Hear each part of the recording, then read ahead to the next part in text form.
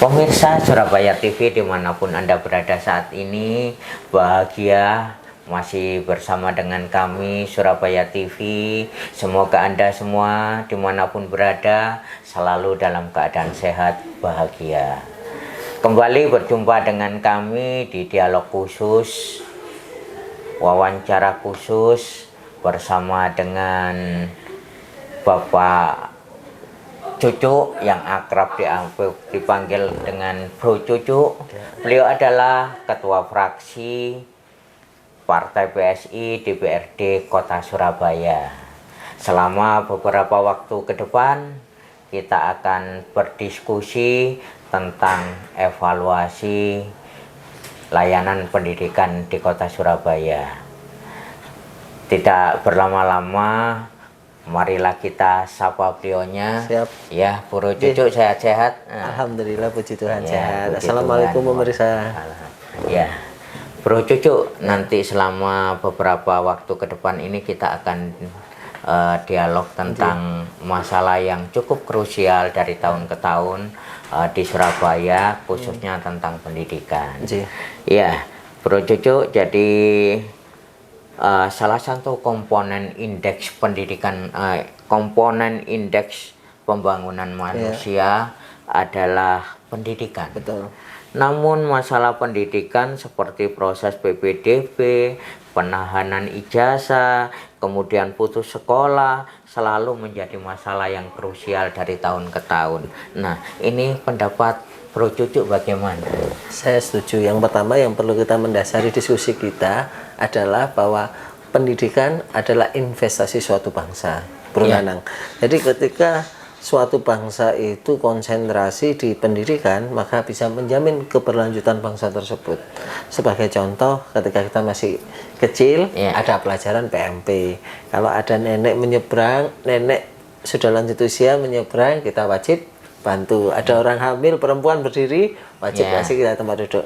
Tetapi ketika sudah bergeser, pelajaran itu dihapus, maka kita akan mendapati generasi-generasi sekarang, generasi-generasi yang kurang secara respect secara sosial.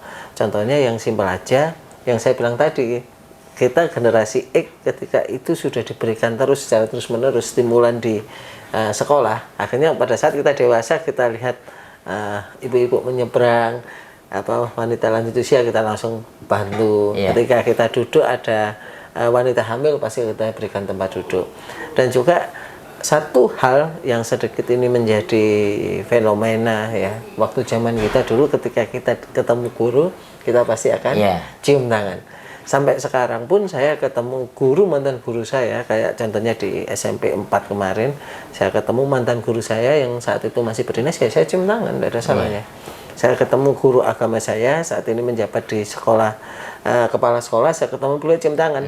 Beliau sempat kaget, loh ini anggota dewan kok tiba-tiba cium tangan kepala sekolah atau guru. Tapi saya ngomong, Bu, saya ini murid jenengan. Jadi ini yang perlu kita garis bawahi, karena kalau pendidikan istilahnya mulai dari awal kita sudah tanamkan budi pekerti yang baik, seperti yang saya bilang pembukaan tadi PMP, maka akan kedepannya lebih baik. Nah, menyoroti tadi ada beberapa program pemerintah sebenarnya, Bro Nanang. Nah, kalau memang ada ini, monggo pemirsa, karena kewenangan kota itu kan sampai SMP. Jika memang ada penanganan ijazah TK, SD, SMP, bisa menghubungi Dinas Pendidikan Kota Surabaya, atau saya nanti Dinas Pendidikan Kota Surabaya akan dibantu Basnas untuk menebusnya. Kenapa saya menyebut TK, Bro Nanang? Karena saya pernah membantu menebus ijazah TK. TK ini ya, karena memang pandemi. Terus juga masalah PPDB ya, ini yang sedikit krusial menurut saya. Ini kan implementasi di bawah. Sedangkan undang-undang mengatakan bahwa, peraturan mengatakan bahwa pendidikan PPDB itu berdasarkan zona. Nah, implementasinya zona itu saat ini diukur dari jarak rumah, jarak tempat tinggal ke sekolah atau RW ke sekolah. Sedangkan kalau kita berkaca saat ini, kalau itu diterapkan, nyun sewu, ini terjadi polemik yang banyak sekali di bawah. Contohnya sarpras yang tidak mewadahi. Jadi saya ambil contoh, kebetulan saya tinggal di daerah Petemon. Kalau Petemon itu SMP negeri tidak ada. Mau ke SMP 25 sudah dihabiskan sama warga Simorukun. Kalau ke SMP 10 sudah dihabiskan sama orang ini daerah sekitar Kupang Kerajaan, itu ya. Tempel, Iya. dan Wonorejo, Pandigiling, ya. Pandigiling sudah habis. Nah, mana yang dinamakan anak-anak yang daerah tersebut tidak punya hak untuk daftar di sekolah negeri? Bahkan kalau kita berkaca, ada beberapa swasta yang terletak di dekat sekolah negeri, akhirnya juga tidak dapat murid. Karena apa? Sudah habis di situ. Itu yang pertama, poin pertama. Poin kedua, kalau kita melihat juga mutu kualitas sekolah akan turun. Karena apa? Contoh, berdasarkan kedekatan jarak. Anak yang prestasinya kurang ketika rumahnya dekat dengan sekolah, ya juga masuk. Sedangkan PBDB kemarin kurang lebih ada sekitar 25% adalah jalur prestasi. Itu pun 25 dibagi dengan afirmasi dan prestasi. Nah, bayangkan satu kelas 75% kita tidak tahu bahan bakunya masuk anak tidak berprestasi, itu maksudnya ini standarnya prestasinya sampai mana. Sedangkan komponen 25% adalah anak yang pandai. Bisa dibayangkan gurunya, Bro Nanang. Satu, ini kurang prestasi, ini berprestasi, ini sangat berprestasi. Ketika gurunya mengajar untuk anak yang kurang berprestasi, yang berprestasi sama yang sangat berprestasi kan tidak bisa maju. Sedangkan kalau konsentrasi di sangat berprestasi, komponen anak yang berprestasi dan kurang berprestasi tidak nututi. Ini saya sempat ngobrol dengan beberapa sekolah negeri, mereka kesusahan mengajar. Bahkan ketika PBDB yang saat ini berlangsung ya, dari semua yang masuk, kalau mereka hitung itu nggak sampai satu kelas anak-anak yang berprestasi, nggak sampai satu kelas. Ini yang perlu digariskan. Kalau ini dibiarkan, lama kelamaan mutu dari sekolah kita hancur. Wah, berarti ini kerja keras guru. Ya, saya secara pribadi, keluarga besar saya adalah keluarga guru. Jadi ibu saya dulu mantan guru TK, Bude, Pak De saya semua guru, nisan saya semua kepanjangan guru. Mereka sangat mengeluhkan profesi guru, bagaimana mendidik siswa. Karena bahan baku yang datang ini, adik-adik yang bersekolah ini, posisinya adik-adik ini prestasinya jenjangnya ringnya banyak. Beda dengan zamannya kita 6. 6 itu kan sudah ada ringsnya, SMP 25, paling sedikit 39, sekian. Jadi guru mengajar ada ringsnya anak, jadi lebih enak. Dan itu pun ketika diterapkan di swasta, ya sama saja. Contoh saat ini ya, sekolah di Petemon itu ada yang namanya sekolah Tasbaya. Tasbaya, ya. Nah, sekolah Tasbaya itu anak yang berprestasi karena dia tidak bisa masuk karena jaraknya jauh dari sekolah. Mau nggak mau dia masuk ke sekolah swasta. Sekolah swasta, nyun sewu, yang diutamakan bukan kualitasnya, melainkan money orientednya. Betul. Pokoknya penting bayar, lulus. Jadi industrialisasi pendidikan. Betul. Nah, akhirnya anak yang tadi pinter gombol dengan kawan-kawan yang tidak pinter, akhirnya jadi tidak pinter. Sedangkan di sekolah negeri yang anak-anaknya ringsnya panjang tadi, kemasukan anak-anak yang kurang berprestasi, yang prestasinya sedikit, lama-kelamaan juga nggak jadi prestasi. Bisa dibayangkan ini bola salju. Kalau bola salju ini kita biarkan, nah lama-lama pendidikan kita luar biasa menakutkan. Nah, ini kenapa kemarin saya mengusulkan di beberapa televisi, di beberapa media saya mengusulkan. Yang pertama adalah besok zonasinya itu berdasarkan kecamatan. Jadi anak di dalam satu kecamatan itu dienolkan jaraknya. Terus yang kedua diukur variabel rapot atau ujian, monggo terserah dinas pendidikan. Yang penting ada prestasinya, seleksinya di situ. Kalau seperti ini ya nanti lama-lama hancur.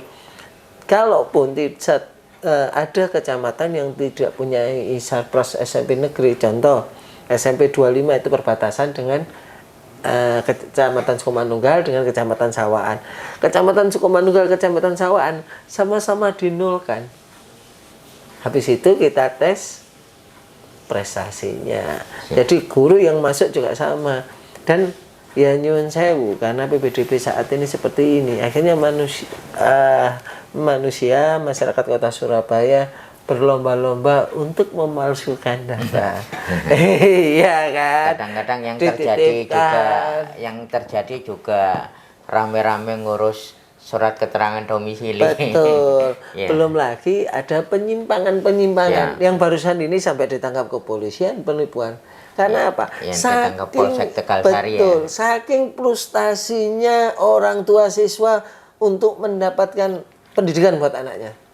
Jadi ketika zonasi ini diimplementasikan seperti usul saya tadi berdasarkan dengan apa ya istilahnya satu kecamatan 0 jaraknya. Saya yakin orang kembali seperti dulu zamannya kita Danum. Tidak ada penyimpangan karena contoh SMP 2539. Kamu masuk Danum berapa? 35. Hayo kowe titipan ya.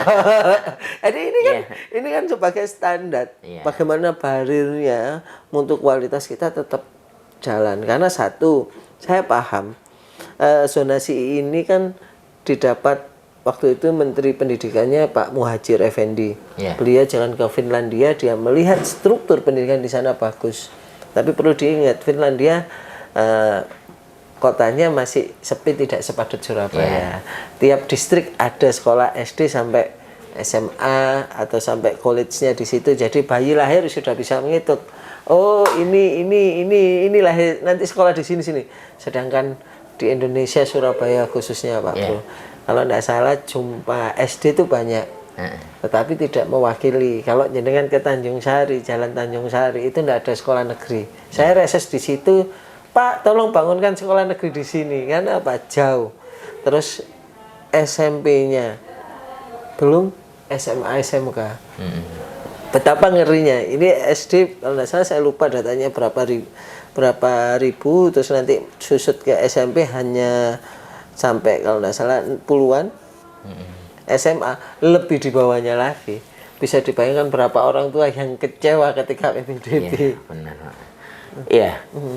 Tadi Bro Cucuk kan sempat menyinggung tentang keberadaan guru. Nah, keberadaan guru ini kan juga menjadi salah satu komponen dari pendidikan. Lah, kesejahteraan guru ini selalu menjadi isu yang menarik di hari pendidikan. Nah, kapan hari pada saat Wakil Presiden Yusuf Kala ketika menghadiri acara Hari Pendidikan sempat mendengar keluhan bahwa guru ini jauh dari sejahtera, katanya rumahnya saja kalah dengan kandang ayam. Nah, sebenarnya apakah guru itu memang kesejahteraannya kurang? Menurut Bro Cucuk gimana? Iya, karena jujur saya ini dari Betoro Guru. Betoro Guru itu mayoritas kan guru ya, keluarga besar ya. Jadi ketika ngumpul di keluarga saya itu yang dibicarakan bukan usaha, melainkan kurikulum. Ya, jadi kalau kita bicara tentang guru, kalau beliau saat ini masih ASN B3K itu memang posisinya sudah sejahtera. Tetapi yang kita lihat ini kan secara holistik ya, yang namanya guru. Iya, jujur secara pribadi saya melihat dengan mata kepala saya sendiri sekolah internasional dengan SPP-nya 1 juta lebih, tapi gurunya masih digaji kurang lebih di bawah UMR. Ada yang 2 juta, ada yang 1,5 juta.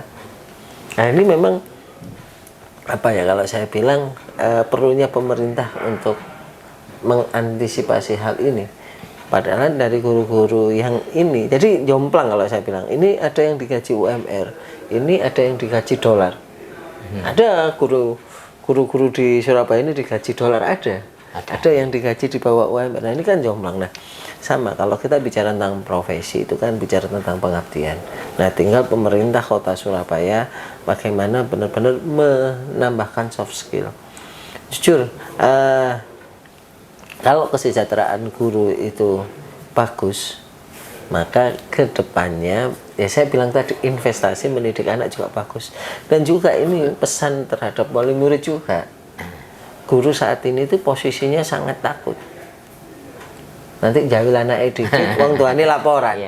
Masih ingat waktu kita kecil ya, guru kalau kita nakal di kampung, guru lapor ke orang tua Malah takut. bukan apa ini, bukan didapat perlindungan, melainkan dapat double kamplengan kalau bahasa saya. Ya memang tidak boleh dengan kekerasan, tetapi tetap apa ya istilahnya, beri kebebasan guru. Jangan sedikit-sedikit guru menghukum siswa, jiwit sudah dilaporkan polisi. Guru mentak sudah dilaporkan. Guru apa sedikit direkam kemudian diviralkan, ya sekarang opsinya jadi guru susah.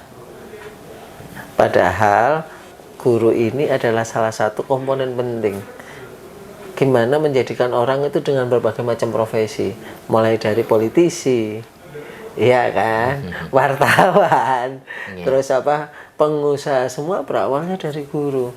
Tetapi kembali lagi, guru juga harus perlu ditambahkan soft skillnya. Saya bangga, kenapa? Beberapa waktu yang lalu, ini terjadi di kota Surabaya. Guru-guru agama Kristen, belajar kuliah guru merdeka dengan fasilitator guru Muslim. Ini kan bentuk bahwa di Surabaya ini pluralismenya luar biasa, toleransinya tinggi. Bahkan enggak segan itu menjelaskan bagaimana guru-guru agama Kristen bisa mendapatkan siswa mengerti akhlak, bagaimana Tuhan menciptakan manusia menurut versinya teman-teman Kristen. Padahal yang mengajari caranya adalah teman-teman guru Muslim, dan ini kan luar biasa. Nah, kenapa kesejahteraan guru itu juga penting?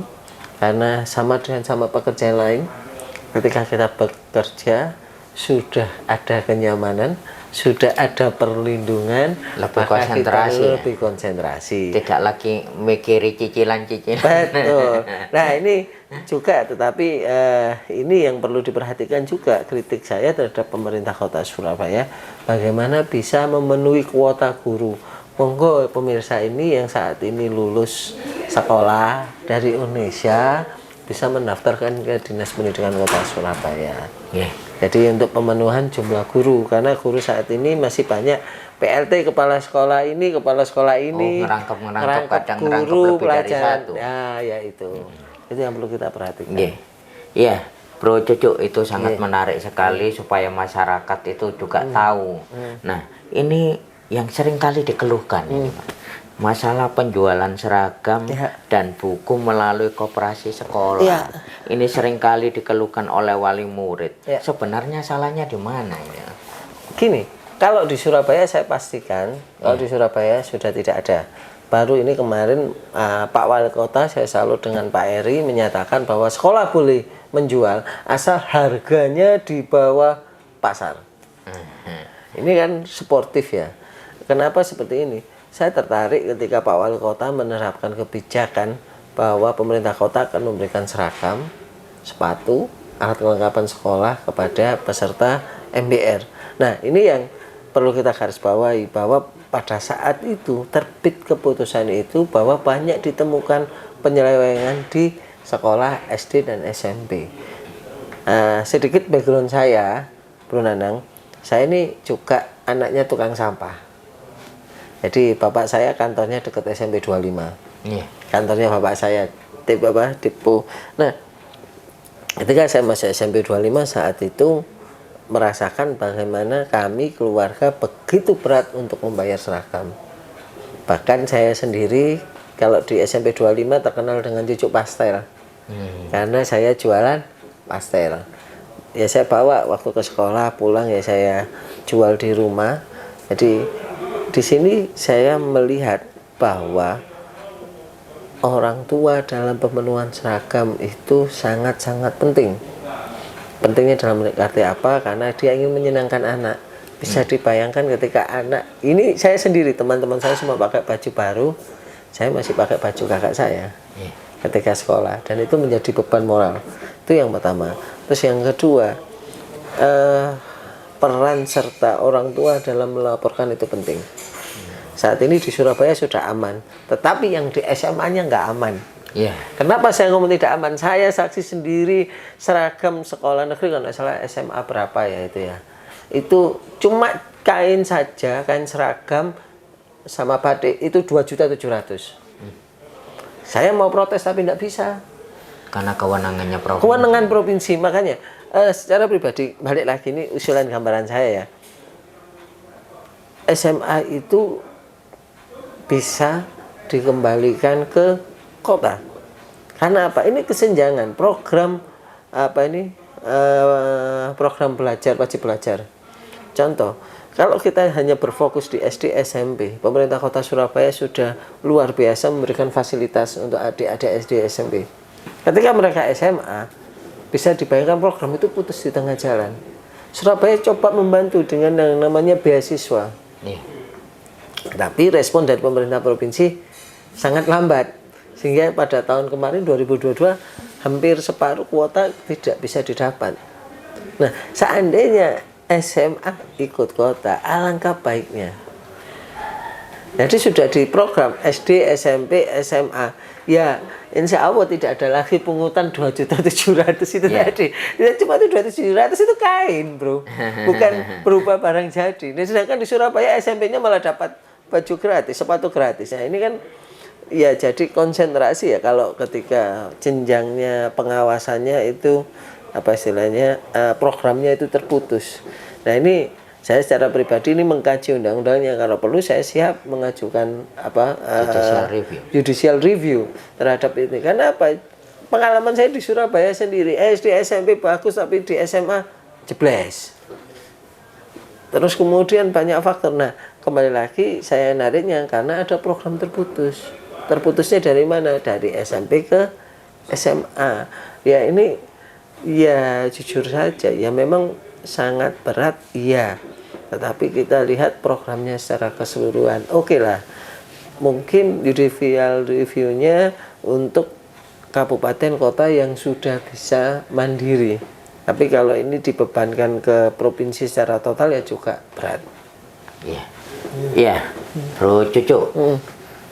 Setelah melihat, mengamati langsung kebijakan pendidikan di kota Surabaya, berikut juga permasalahan-permasalahan yang timbul di masyarakat, apa gagasan besar Partai PSI khususnya di bidang pendidikan yang itu akan ditawarkan kepada masyarakat? Yang pasti pertama sarana prasarana, karena saya sempat shock, kaget.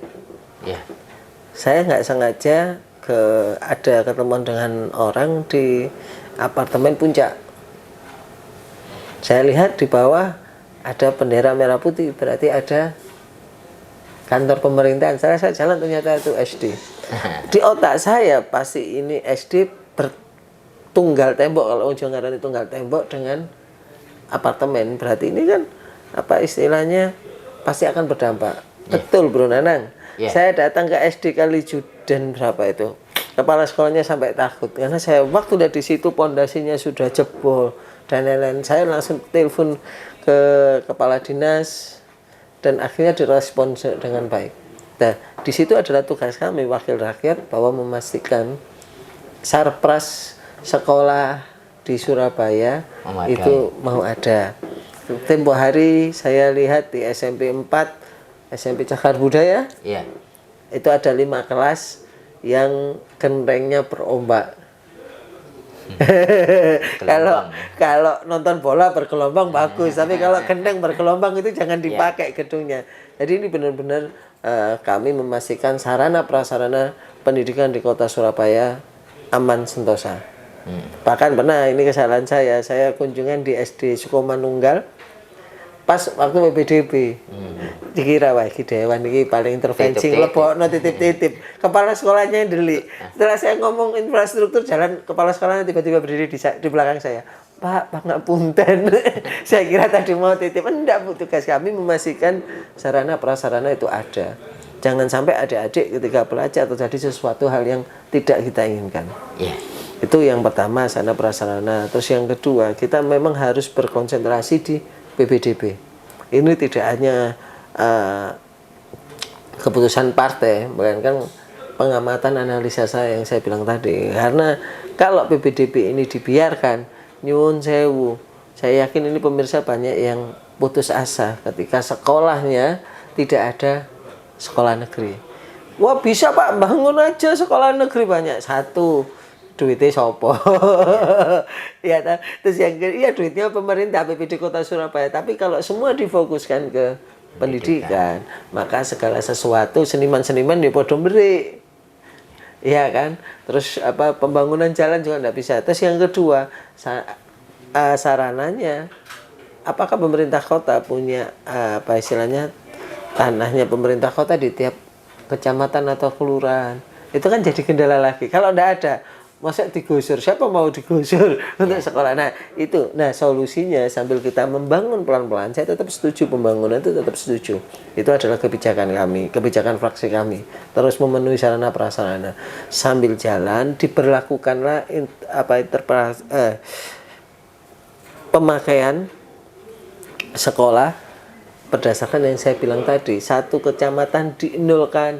Ketika contoh SMP 56 itu perbatasan Sawaan dengan Duku Pakis.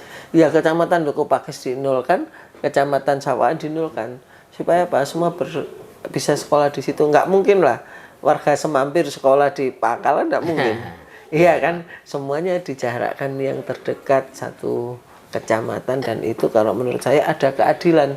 Karena kita orang tua mosok bisa milih tuku tanah. Aku ingin tuku cedek kono ana SMP negeri ne papat, ya kan enggak mungkin. Kita dapat tanah aja itu sudah untung-untungan Bro Nanang, bener kan? Di Surabaya harga tanahnya juga nggak murah.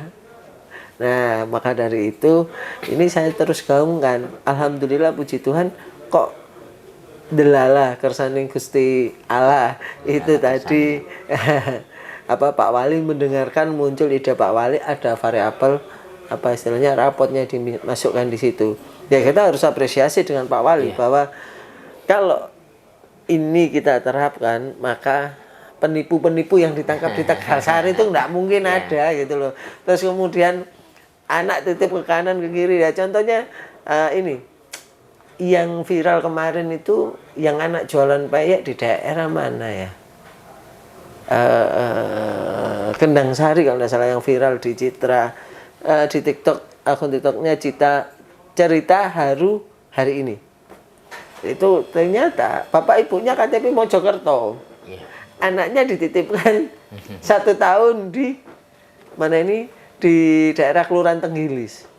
Nah itu kan anak itu dititipkan fungsinya supaya masuk sekolah negeri, karena di Surabaya mendapat fasilitas-fasilitas. Terus akhirnya kemarin kan viral di TikTok itu, sampai ya saya apresiasi Dinsos, camat sama lurah langsung turun ke situ. Ternyata ketika turun orang tuanya nggak mau pindah, KTP-nya masih KTP Mojokerto. Hanya anak ini dititipkan. Fungsinya apa ya? Fungsinya seperti itu tadi. Nah ini bisa dibayangkan ya apa carut marut posisi sekarang admin duka wis luar biasa, KTP masih ada yang suket. Apa KTP Semampir tinggal di Jambangan, orang Jambangan tinggal di sana. Nah, ini kan tambah ruwet. Nah, kalau seandainya ini diterapkan, insya Allah saya yakin benar-benar bahwa admin duka akan kembali tertib. Calo-calo orang ini meneng, iya kan, calo sing mengatasnamakan anakmu sekolah negeri, terus pokoknya bayar kurang lebih 2, 5, 10 seingat saya. Tapi kenyataannya tidak masuk. Karena ini adalah potensi celah di mana ada kesempatan untuk berbuat kejahatan. Pemirsa Surabaya TV, dialog kita pada siang hari ini begitu menarik, namun pada akhirnya waktu jua yang harus memisahkan kita. Karena itu kita akan segera undur diri dari hadapan Anda sekalian, namun yakinlah bahwa kita akan selalu bisa bertemu di dalam acara-acara berikutnya. Tentu saja tetaplah setia bersama dengan kami, setia bersama dengan Surabaya TV, dan kita akan kembali bertemu pada masa-masa yang akan datang. Terima kasih. Siap, terima kasih Bro Nanang. Terima kasih. Salam sejahtera untuk kita semua.